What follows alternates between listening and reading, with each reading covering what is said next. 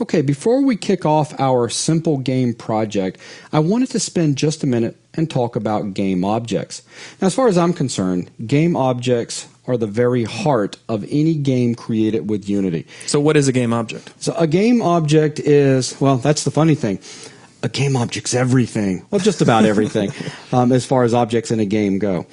A game object is a base object that comes with a transform ability, so it can be positioned in the world, and then it has components attached to it.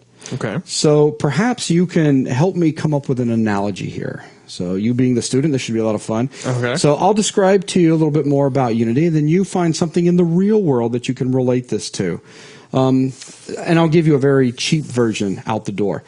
We order a pizza. The base of a pizza comes with our crust, and we've got some sauce and maybe even some cheese on it. Okay. And every time we get a pizza, we'll always have that. Sure. Okay?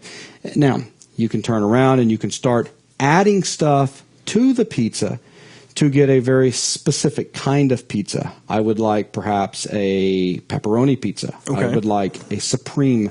I would like a taco pizza, something radically different. Yeah. But these pizzas are all indeed different types of pizzas.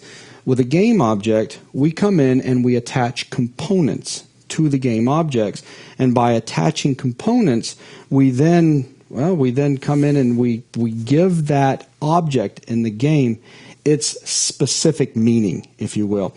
So a camera is nothing more than a game object with a camera component attached to it. Let's take a look at this real quick. Okay. If I come up here to game object in the menu, I can create an empty game object. So out the door, if I do just that and create an empty game object, you can see right here, game object. Let's look over in the inspector with this guy selected. All we have is the ability to set a name, activate or deactivate him. We can assign a layer or set a tag. And we have a transform component that's always going to be there with the game object. And this gives us the ability to position this guy within the world. But that's it. There's no geometry associated with him. There's no light associated with him, no sound, no nothing. Those are things that we will then define by simply coming up to component, and then we can begin attaching components to this guy. So I can come over here to mesh, and I could attach a mesh filter, a mesh renderer, text mesh, etc. Okay, so what I'm getting out of this, conceptually, a game object is kind of like a generic machine. Yeah, there you go. We don't really know what it does. It's just a generic machine. And depending on the stuff we bolt onto it, it could perform specific things. Like we could turn it into a dishwasher if we bolted the right things onto it. Or we could turn it into a battle tank instead. Okay. And they're all the same thing. They just have different things attached to them. Exactly. Okay. So, the difference between our light and our camera is simply the components that have been attached to the game object. Okay. Because as I come through, take a look at this, in the hierarchy, because remember the hierarchy is populated with nothing but game objects. As I come through here and I click on game objects, you'll notice that the top, for the most part, is going to stay the same. Now, there is some prefab stuff that's going to show up here, and prefabs they're special prepackaged game objects, if you will. That's something we'll explore a little bit later. Very powerful stuff. But the key thing is you're seeing the same thing as I go through all of these game objects. You're seeing a name, you're seeing a place for a tag and a layer to be assigned, and you're seeing a transform component. And then with different objects, you're seeing additional components attached. Like in this particular case, this level objects game object right here is acting as a parent for all of these guys that are up underneath him, but he has no components assigned to him. But if we were to jump down here to somebody else, this guy right here, _bunker combined, he has a component attached. The component that he has attached is a script. So this script has been attached. So that's really nice. If you wanted to, let's say, create some sort of a script that's going to cause something within your environment to take place, you can drop an empty game object in, as we've done right here, and then you can write a script using whichever language it is that you prefer to use with Unity, and then you can take that script and drag it from down here, because remember, the script, of course, is going to be an asset, meaning it's going to show up down in your project section. You can simply grab, drag, and drop it. As a matter of fact, we're not going to use this guy, so I'll pick the FPS counter. We grab, drag, drop, and boom. We have now attached a component to this game object, giving this game object more focus, if you will, more functionality, a more specific reason to exist. Now, do all of these game objects have the transform information? Yes. So, and again, I'll keep throwing these out there because I do come to this from this kind of 3D animation perspective. These are kind of analogous to locators in Maya or helper objects inside of 3ds Max. They just kind of have a position and they're ready for things to be attached to them? Yeah, pretty much. We have no real gizmo here other than, we're looking at the translate gizmo right now that we can move it around with just to adjust these positional numbers. But there is no sprite associated with it. There's no geometry, etc. So like a locator that didn't even have the little crossed lines. Exactly. Just like the general concept that you have some sort of null object in place. Exactly. Okay. And then when we come in behind that and we begin bolting things onto it, we begin attaching components. Mm-hmm. And by hooking up these different components, we give that particular object its meaning that we want it to have. Okay. So coming up here, you saw where we had created an empty game object. Instead of creating an empty one, we also have a bunch of game objects that have been predefined for us just so that we don't have to go through the same steps over and over and over. If we were, let's say, creating a bunch of cubes or we needed to create several cameras, we already have these things predefined, as I accidentally hit the mouse off the screen. So if we want to grab a particle system or a camera, let's just drop a particle system in real quick. So I've thrown a particle system in down here. Let's look at the top. What do you know? Standard game object, standard transform information, and now we have very specific components that have been attached.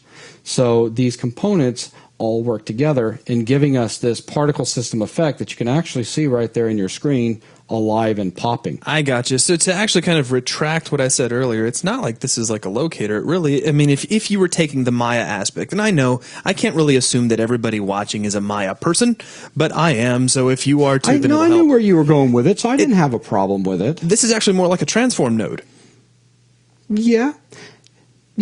It's even if you want to take another step away, look at this as kind of like a base class in the programming world, where we're then going to extend this class into more specific functionality. Well, see, I was actually trying not to say that right out of the gate because it felt like you were trying to stay away from using words like class right now. So I was like, how can I say this without talking about base classes? Fair enough, but that's the key thing. Just as long as you understand that by coming in and attaching components, you then define the functionality of that game object. So again, here we are with a particle system. Let's go ahead and jump back up real quick to game object, come down and, let's do a camera real quick.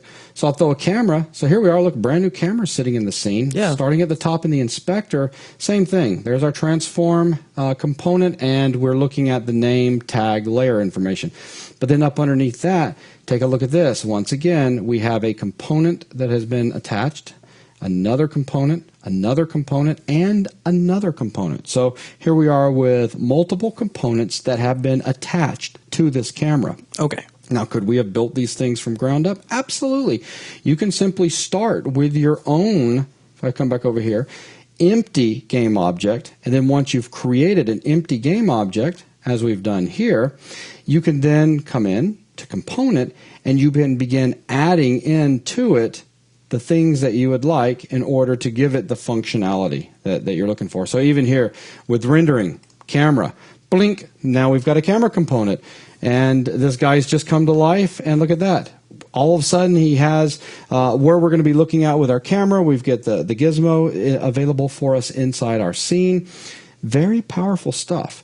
And as easy it is to add components, we can, of course, come in here and quickly reset or remove components altogether. So if I remove this out, we no longer have a need for seeing our camera gizmo information over here, so it's now gone. Now, are each of these components completely modular? For instance, could we have like a camera that was also a particle emitter? Yes, you can. Yeah, you can pile a whole bunch of things on, having them all do different things. Okay. Absolutely.